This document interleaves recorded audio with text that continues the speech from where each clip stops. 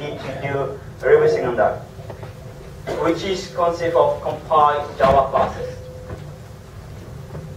Dalvik VM run on top of user space Android application, designed by Dan Boston. I got it, I hope I pronounced it right. It's a register based. It's quite faster than stack-based register. So it's quite a little bit different approach being used by Android developer. It's run Dalvik bytecode instead of Java bytecode again.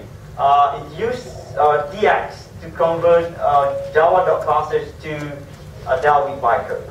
Okay, it's DX is available on Android SDK. So Dalvik VM versus the Java VM is register based as opposed to stack based. OS support is Android only because it's proprietary. JVM is for all OS. Bunch of RE2, you have a DEX dump, DDX. On the JVM, you have Jet, VCell, Finebux, Jet GUI. For the executable, normally on Java you have .jar, but then on Dalvik you have .dex. Constant pool is based on per application, and then on JVM it's based on class. It have unique custom pool on class instead of per application. Okay, this is a conversion from, like I said, on the Dalvik it just has one DEX wire only, which is considered for multiple classes over here. We have a package. Okay, other than DEX, there is another one called ODEX, which is optimized DEX. The main reason of why people adopt this optimized DEX is basically for speed. As we know, like phone is quite slow because of kind of small hardware and so on and so forth. So it's much better to optimize that. So this is the building process, like I said. When you have, this is the first part of creating Android app. You convert to the DEX, and then after that you need to use Android SDK to build Android package. And if you want to upload to the market and so on and so forth, you need to sign your APK. That is the standard approach for Android market process. So we're done on Android. So Android malware. So this is the topic. Hope nobody offended by this. It's evil, right? So obviously it's malicious piece of code. Infection method. So far that we've been seeing is normally by infecting legitimate application. You have Genemy, you have Dindroid, you have Umto or ADDR, and normally it's going to upload to market or hosted to someone else at the third-party hosting, right? So we also noticed there is a couple of bugs on exploit. Recently we have a WebKit, exploit. We also can be abused to get a software installed on Android machine. And of course, we also have like a fake app. Recently, Google are releasing the tools to release Dindroid. So malware people are also aware about the, hey, well, how about we create a fake removal tool for this one? So you have a Dindroid removal tool as well. Question. Yes. How strong is the filtering by people like Google, etc., who are watching the marketplace or watching App Store, things like that? How good is it? Is it lame? Is it good? All right, I would not be able to answer that since I'm not part of the group. But then I believe they have some sort of verification on that. But then, well, that is a kind of problem. Looking at code, I don't think it's kind of very scalable to have a team that's going to filter all each code. It's kind of messy as well. But then even though you have problem with market, third-party hosting is also going to be a bit difficult as well. So it's kind of difficult to manage. Okay. But then I believe Google have a good team, right? Hopefully.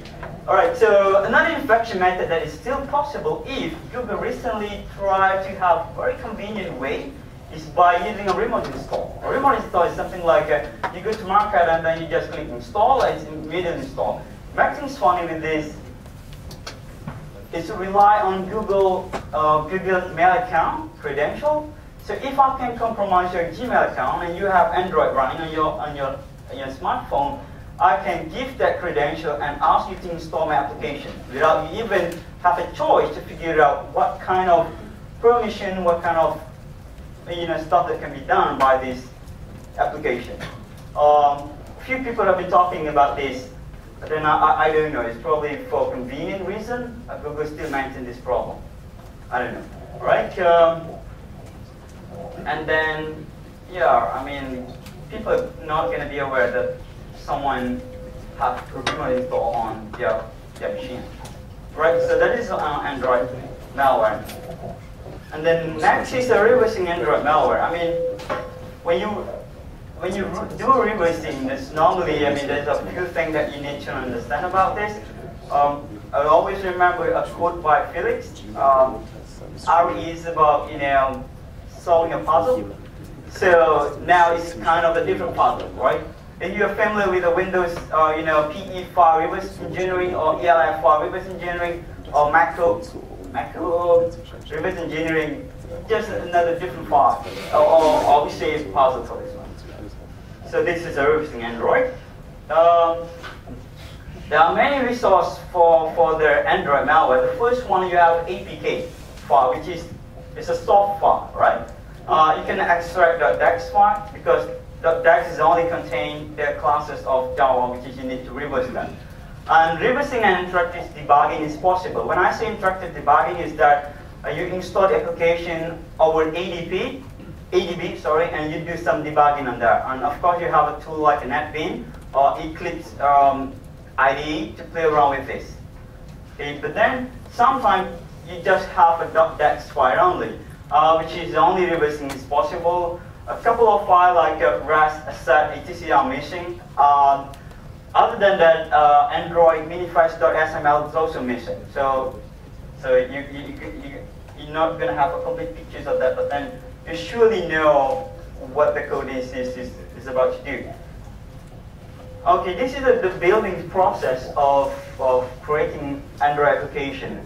You have the Java classes, so you have the Java source, and you're using Java to compile Java classes, and you create the Java file, and using DX again to convert to the DAX.